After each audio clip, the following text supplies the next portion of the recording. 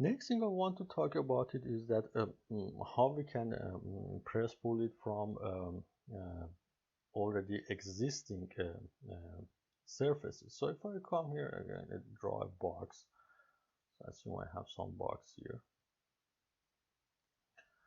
and then I want to extrude something, I want to press pull something from that surface. How I'm gonna do that? Similar to extrude, again we have to draw something on that surface and then we can extrude it from that surface. So to do that, again, if you're as I said, it's all when we are doing the 2D drawing, is always going to draw it in the XY surface. If I want to draw on this top surface, I have to bring my user coordinate system on that source surface, or I should have this dynamic UCS be turned on to draw on that surface. Right now my dynamic UCS is on, so I go ahead and draw a circle on top of that, on the surface. As soon as it gets blue, it means that the dynamic UCS is going to select that top surface, and then I draw a circle on that. Unfortunately, it doesn't. From this view, it can't do that, so let me rotate it a little bit so you can see it better.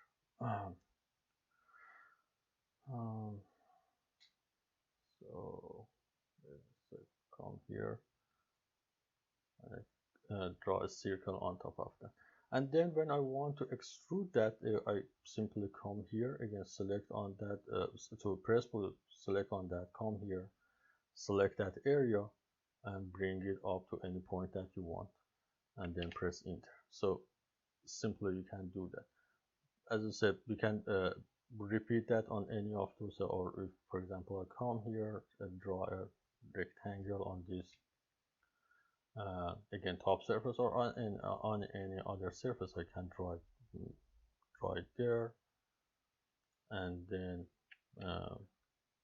use the press pull, select that the area I just created and move it up to create 3D object, and press enter. Similarly, if you draw on any other surfaces, it's going to be the same again. Even if I do it, for example, on this surface, it's going to be the same. So I draw it here, and then choose the press pull, select that object and move it, and it's going to create it for you.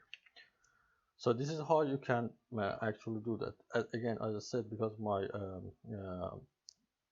dynamic UCS is on, anytime that I move my mouse on any of those existing surface, gonna temporarily move my UCS to that surface. Otherwise, if the dynamic UCS is not on, you have to manually move your XY to that surface before you can draw the 2D drawing on that surface.